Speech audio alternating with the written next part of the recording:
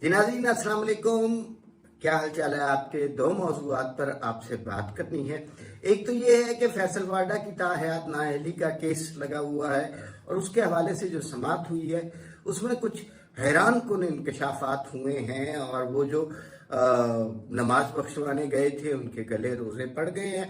और मुझे यूं लगता है कि ताहयात नाअहली तो दूर की बात है, यानी वो तो होगी ही होगी, उसके अलावा कुछ सजा भी तजवीज़ होगी, क्योंकि जो उनके पासपोर्ट का मसला नज़र आ रहा है वो काफ़ी शदीद मसला है और उसके ऊपर जो जजेस के रिमार्क्स हैं, जस्टिस आयशा मलिक के और जस्टिस मंसूर अली शाह के, वो काफ़ी ख़तरनाक हैं और फैसल वाडा का सियासी और ज़ाती मुस्तकबिल जो है वो खदशे में नज़र आता है। दूसरी बात यह है कि ख्वाजा आसिफ ने आज कौमी असम्बली में तकरीर की और उसमें बलूचिस्तान और KPK के हवाले से बड़ी तशवीश का इजहार किया और उसमें उन्होंने बताया कि जिस तरह के हालात, बदअमनी, दहशतगर्दी दोबारा इन इलाकों में हो गई है, अलहदगी पसंद तहरीकें सर उठाने लग गई हैं बलूचिस्तान में, ये कोई अच्छी बात नहीं है और फिर इसके लिए कुछ ना कुछ अभी हमें करना पड़ेगा वरना बहुत ताख़ीर हो जाएगी।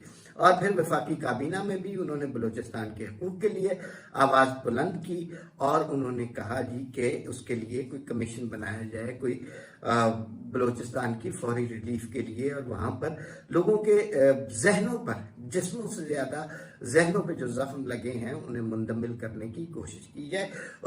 उन्होंने जाहिर है ये बात भी की कि जनाब जो माजी में होता रहा उस सब के हवाले से अब हमें आगे बढ़कर सोचने की ज़रूरत है। एक नुक्ता उन्होंने बहुत अच्छा बयान किया कि सबसे गलतियां हुई हैं, चाहे वो अदालतें हो, चाहे वो सियासतदान हो, चाहे वो इस्टेब्लिशमेंट हो, लेकिन अब हमने आगे बढ़कर इन मामलात को हल करना है।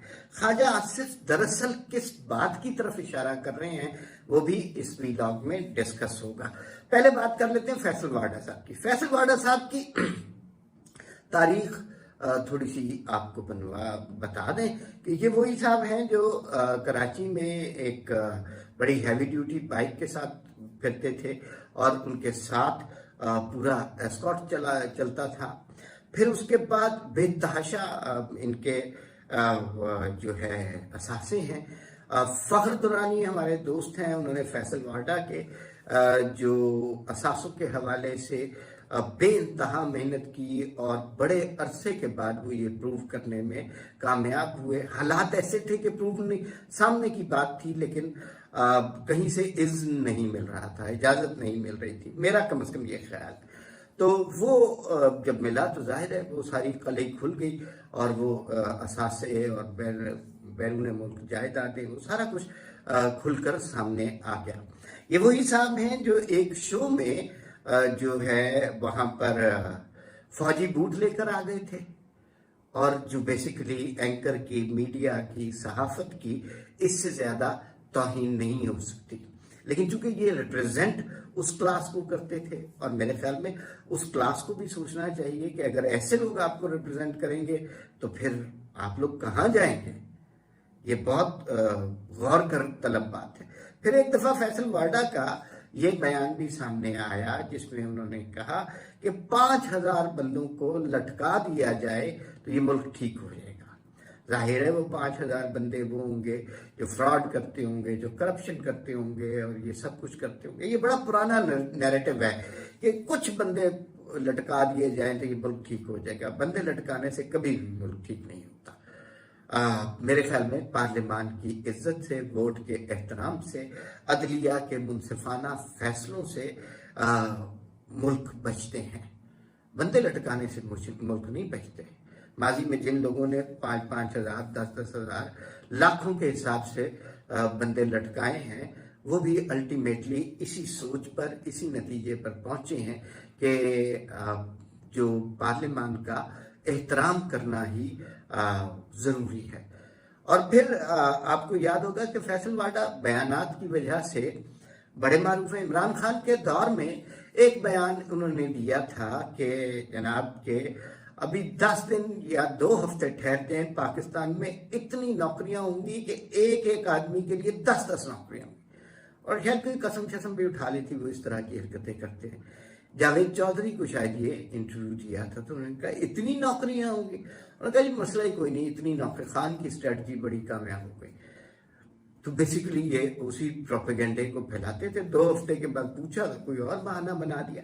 अब उन्हीं फैसल वाडा की ताहयात नाअहली के हवाले से बात हो रही थी, और वो 3 रुकनी बेंच है जिसमें मौजूद चीफ जस्टिस जनाब उमर अता बंदयाल हैं, जस्टिस आयशा मलिक हैं और जस्टिस मंसूर अली शाह हैं।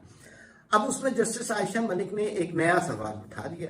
वो सवाल ये है कि भाई आपका तो 2015 में पासपोर्ट मंसूख जो है ना उसकी मयाद खत्म हो गई थी और उसके ऊपर मोहर लग जाती है कि वो मनसूख हो गया है। तो 2018 में जब आपने असेंबली में अपने असासे वगैरह और तफसीलात जमा कराई तो वो वाला पासपोर्ट जमा करा दिया। इसका मतलब है कि आपने कोई दूसरी बैनुल अक़वामी जो अमरीकी शहरियत वो छोड़ी भी नहीं, और पूरे पार्लियामान के साथ, हमारे निज़ाम के साथ झूठ बोलते रहे और जनाब ये सबको धोखा रहे। वो जो कहते थे कि 5000 बंदा लटका दे क्योंकि यहाँ चोर डाकू बहुत ज्यादा है, वो अल्टीमेटली किसी और चक्कर में ही फंस गए हैं।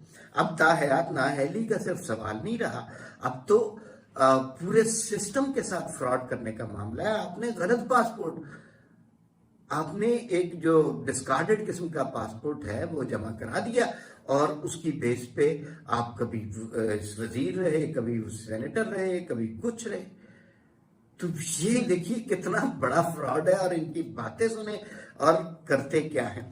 फिर उसके बाद कहीं वो ताहयात नाअहली की बात हुई तो किसी ने रिमार्क दिया कि ताहयात नाअहली नहीं होनी चाहिए और शायद हमारे पास इख्तियार भी नहीं है। तो जस्टिस मंसूर अली शाह ने बड़ा वाज़ेह तौर पे कहा क्यों नहीं, हमारे पास इख्तियार है कि, और उनका मुराद यही थी कि अगर कोई मुजरिम पकड़ा जाए, कोई शख्स गलतकारी में मुलव्विस हो तो उसको बिल्कुल ताहयात नाअहल करना चाहिए। तो ये इख्तियार उनके पास है। अब आपको थोड़ा सा फैसल वाडा का मुस्तकबिल समझ आ रहा होगा कि वो जो ताहयात नाअहली छुड़वाने गए थे वो अब किसी और केस में फंसते नजर आ रहे हैं, और पूरे पार्लियामान के, यानी उस गलत इंफॉर्मेशन की बेस पे आप मेंबर कौमी असम्बली भी रहे, आप वजीर भी रहे, आप सेनेटर भी रहे, और वो इंफॉर्मेशन ही गलत है। तो ये सिर्फ ताहयात नाअहली की बात नहीं है, ये तो पार्लियामान के साथ टोटल फ्रॉड है।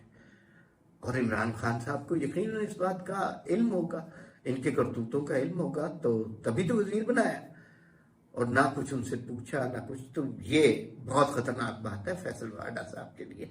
आगे बात करते हैं ख्वाजा आसिफ साहब के हवाले से।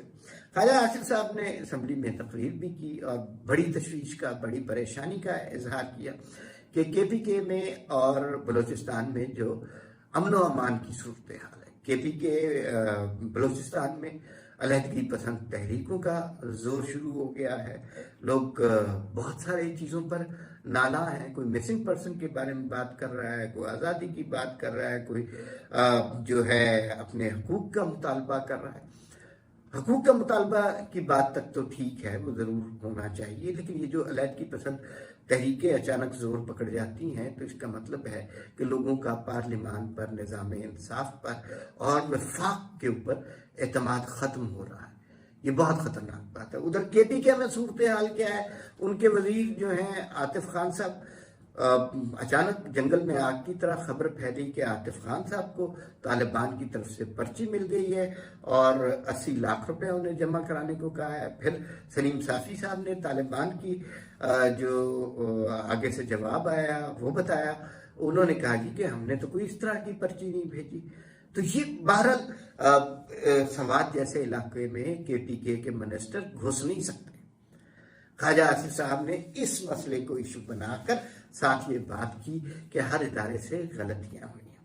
अल्टीमेटली जो मेरी समझ में आता है, ये बात तो दुरुस्त है, सियासतदान इस्टेब्लिशमेंट के टाउट बने हैं एक दूसरे को गिराने के लिए। इस्टेब्लिशमेंट सियासत में मुदाखलत करती रही है, अदलिया नजरिया ज़रूरत को सामने रखती रही है। 3 बेसिकली यही इदारे हैं जो कि जिनकी वजह से ये बिगाड़ पैदा हुआ है। तो ये और बड़ा आसान है कि सियासतदान इस्टेब्लिशमेंट पे इल्ज़ाम लगा दें, इस्टेब्लिशमेंट अदलिया पे इल्ज़ाम लगा दे, अदलिया कहेगी कि नहीं जर्नैलों ने ये किया। ये बहुत आसान है और ये माजी का किस्सा है। लेकिन अब इस सारी चीज को दुरुस्त करने के लिए क्या करना चाहिए? हम माजी में जाकर उस जनरल मुशर्रफ, ज़ियाउल्लाह, ज़िया खान और अयूब खान के मार्शल लॉ को बदल तो नहीं सकते, माजी तो तब्दील नहीं कर सकते। तो एक नया चैप्टर लिखने की जरूरत है, एक तारीख का नया सफा लिखने की जरूरत है, एक ट्रूथ एंड रिकंसिलिएशन कमीशन की जरूरत है, जिसमें तमाम इदारे जो ये तीनों हैं, इस्टेब्लिशमेंट, अदलिया और कानून साज असम्बलियां, सियासतदान, ये सारे अपनी गलती तस्लीम करें। किसी एक को मुर्द इल्जाम ठहराना 100% दुरुस्त नहीं है, सारों की गलतियां हैं।